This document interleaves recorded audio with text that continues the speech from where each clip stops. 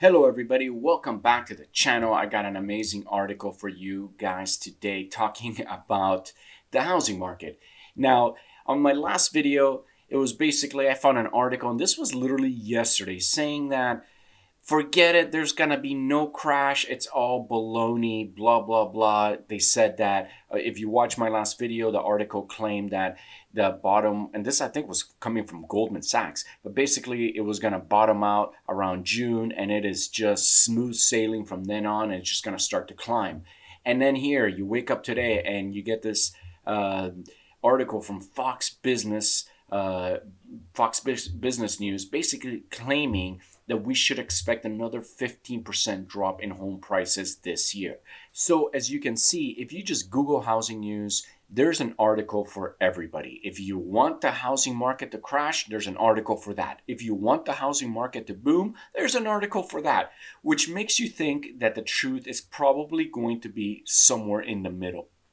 Now, let me read a few quotes from the article and let's see if you agree or disagree. But basically, we estimate that single-family home prices have fallen by 5.4% from the recent peaks in May 2022, but they still need to fall by a further 15% or so before they return to their long-run average compared to disposable incomes. So basically, what this person is the heart of his argument is people are not making enough money to buy the homes at the current prices. Like the job market is just not there. And this is something that we've been talking about for a long time. But remember, people do funky financing. People a lot of the times might get money from relatives that to help buy that house. Another thing is like there's a lot. I mean, a million people died of COVID, right?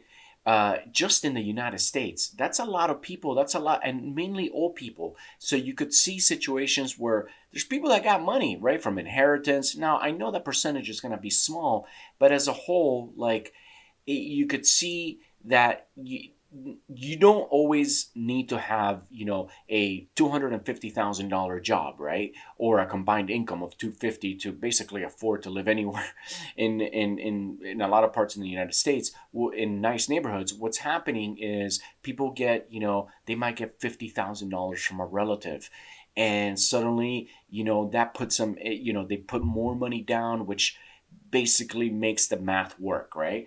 A lot of people do funky financing. So as far as like the idea that the jobs are not there to to basically promote like an expensive housing market, well, that doesn't affect everybody. Okay, that affects like new people that have like no family, no, and everyone's broke. Sure, they get affected the most, but there's a lot of people. You think about parents right now or grandparents that are in their 70s and 80s. They rode the boom. If they bought a house in the early 90s, let me tell you, they're sitting in massive amounts of equity, right? Sometimes, if you're like a grandfather and you want to help out your kids or your grandkids, maybe get into their first house, you might take a little bit of money out of your property and lend it out, or you might have an extra 10, 20, 30, $40,000 that you're not really using, and you're coming at the end of your lifetime, and better to pass that money to your family to see them grow than to just sit on it, right? So a lot of that is happening, and it makes it kind of weird. And also another thing to think about is international investments. A lot of people still believe around the world that America is a great place to invest in properties. So, you got cities like in LA, Miami, New York, Seattle, which basically we're competing with rich people from other countries, coming here, buying up, the nicest areas. And then you wonder, like, when you walk in these super expensive neighborhoods, there's nobody there. Because these people are probably overseas and they are not even living in the neighborhood. But again, people with money, they want to put their money somewhere, and the United States housing market is a great place to put it. Now, here, let me read another quote. Mortgage rates have fallen by 93 BP since last October. that the demand looks like to be rebounding modestly after collapsing last year. To be clear, any rebound in sales from here will be small. Monthly payments for new buyers of existing homes have fallen, but we're still up 54% year over year in December. So it's sort of good news, Basically, the mortgage rates dropped a little bit, but and people are sort of jumping back in. I think people are getting FOMO. But at the end of the article, basically, this economist claims that the increase in here, I'll highlight it, so just in case you want to zoom in and read it with me.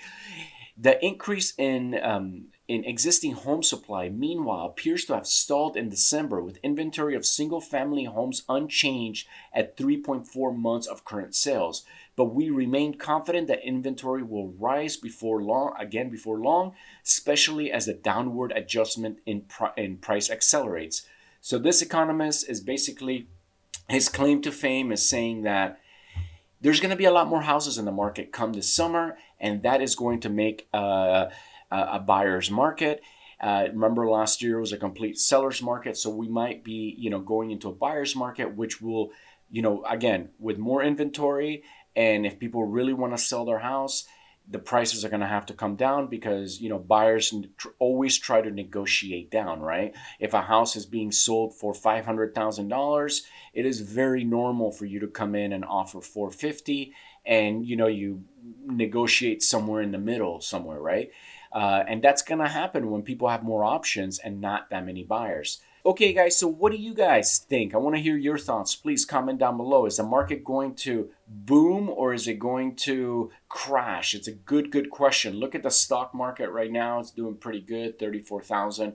I mean, things are definitely looking up in the stock market. I can't believe it's still at 34,000. That's pretty insane.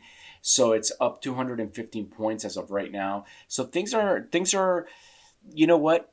There's more money in people's pocket right now. We have very low unemployment, and that is a recipe for FOMO. And people want to get into a house. And if you're in a small house, you might want to upgrade. So I agree with this article. But at the same time, I think this is like, if I was writing a paper, for college, it would be something along what this economist is saying. But I think in reality, I don't think we're going to see a huge crash. I just, there's a lot of money out there, guys. And remember, we printed a lot of money during coronavirus. The government literally printed out $10 trillion and it pumped that into the economy. So that money's still circulating out there. And people are using it to basically, buy stuff like that, buy homes and whatnot. So again, let's see how it all plays out. I'm going to go ahead and finish this video. Again, if you like my videos, you like my commentary, you're entertained, please go ahead and subscribe, comment down below, like this video. Is very much appreciated. I love making these videos. I love learning more about the housing market, and I love bringing you really important articles that, I think are important articles for you guys. So please like, subscribe, share, and I will see you on the next video. I love you guys. Take care. Thank you for watching.